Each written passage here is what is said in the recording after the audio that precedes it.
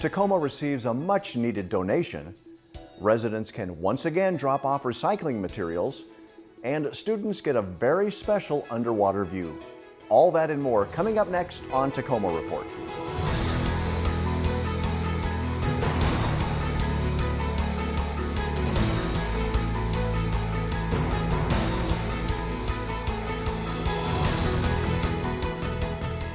Hi, and welcome to this edition of Tacoma Report.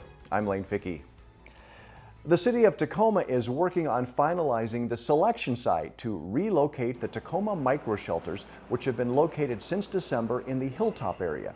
The site, which currently includes 22 shelters and can provide services for up to 35 individuals, must be relocated due to the contractual agreement between the city and the property owner. The city is working with the Tacoma Housing Authority and the service provider Low Income Housing Institute to relocate and potentially expand services to a property located at 60th and McKinley. The city will be hosting a virtual community meeting on June 4th. For more details, go to the city's webpage. Fuzhou, the capital of a southeastern Chinese province and Tacoma's sister city since 1994, donated 70,000 disposable medical masks and 500 disposable medical gowns, helping curb the spread of COVID-19 in our area. The supplies are going to the local health community, supplementing additional need for personal protective equipment. Earlier this year, the city of Tacoma received a request for supply help from Fuzhou, and the Tacoma Sister City Council quickly helped by coordinating community members with financial donations, along with 15,000 masks donated by the Tacoma Fire Department. City, state, and federal law enforcement agencies are currently investigating a huge fraud campaign in which victims' identities are being used to file false unemployment claims. Victims who have not filed unemployment claims have received notification from the Washington State Employment Securities Department indicating an unemployment claim has been filed on their behalf. The Tacoma Police Department has recommended steps to follow for anyone who believes they are a victim of this fraud. Visit the unemployment fraud site or see the news release section of the Police Department's website for more information. The City of Tacoma's Rental Assistance Fund was established in early May in response to community requests for a way to help neighbors being affected by the economic impacts of COVID-19. Donations can now be made to the Rental Housing Fund. This will help increase funding for the city's rental assistance program, which was launched by the city in April using $1.2 million from the Housing Trust Fund. It provides a one-time payment of up to $1,000 directly to landlords. The city received more than 600 applications in the initial period. For more information about the rental assistance program, visit the city's COVID-19 page, or to make a donation, visit the city's Compassionate Tacoma website. The Tacoma Dome was once again the site used for testing for the coronavirus. Back in March, only healthcare workers and first responders who might be infected were allowed to drive through the dome and be tested. This time, members of the general public who thought they had symptoms were allowed to be assessed. Patients drove through the dome and stayed inside their vehicles while samples were collected. The event was sponsored by the Kroger Corporation and the City of Tacoma. It takes approximately 48 hours to get the test results back.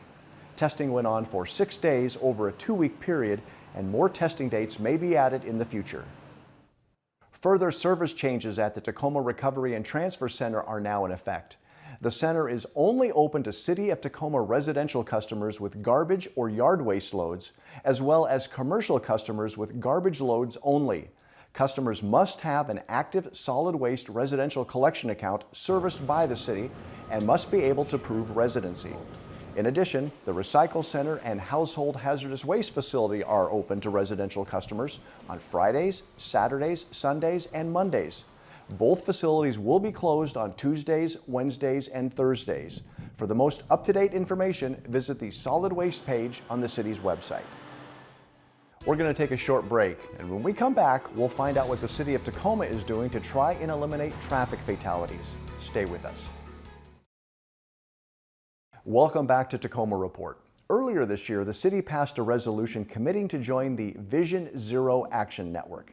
Vision Zero is a strategy to eliminate all traffic fatalities and severe injuries while increasing safe and healthy mobility for all. In the coming months, the City of Tacoma will share their plans to create and implement a Vision Zero action plan, as well as information on steps the community can take to participate in this important effort.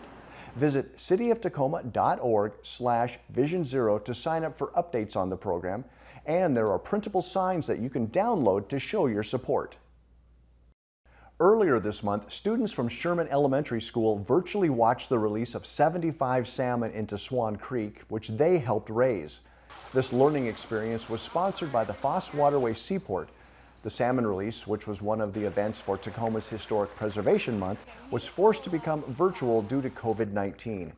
2 more salmon releases are planned for June 5th and June 16th, and you can watch them by going to the Foss Waterway Seaport Facebook page. Despite the coronavirus pandemic, the Tacoma Police Department is still handling all its usual duties. For example, when a suspicious package is found in Tacoma, the department is ready to handle it. Twice a month, they train their explosive ordnance detail to be ready for anything.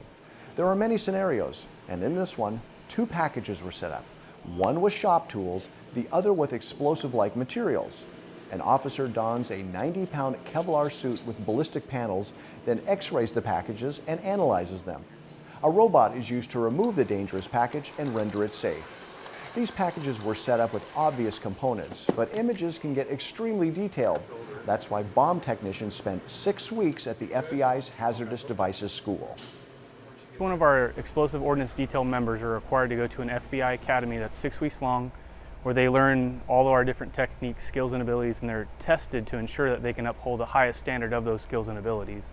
And then every 3 years, each team member is required to go back for a week-long course where they are evaluated again to ensure that they're maintaining that high standard of technical expertise.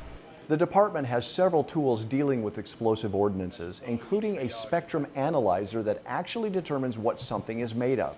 This is collateral duty, meaning they have their usual jobs as officers or detectives in addition to these added skills.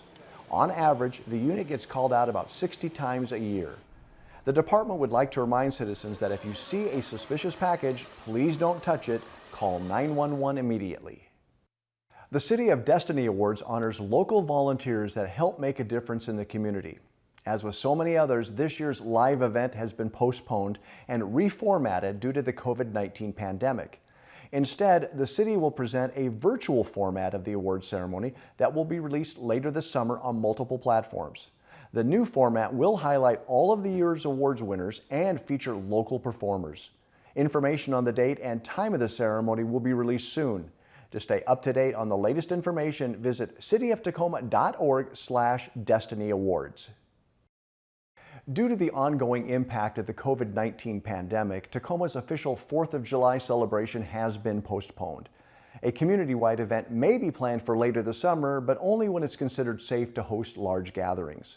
Last year, the city partnered with Metro Parks Tacoma to manage the annual celebration. They'll continue to monitor the situation and hope for an opportunity to host an event the whole community can enjoy in a few months. Visit the Metro Parks Tacoma website to find out more. And finally, red, white, and blue. These simple colors form the design of the flag of the United States of America on Flag Day, June 14, 1777, as an act of the Second Continental Congress.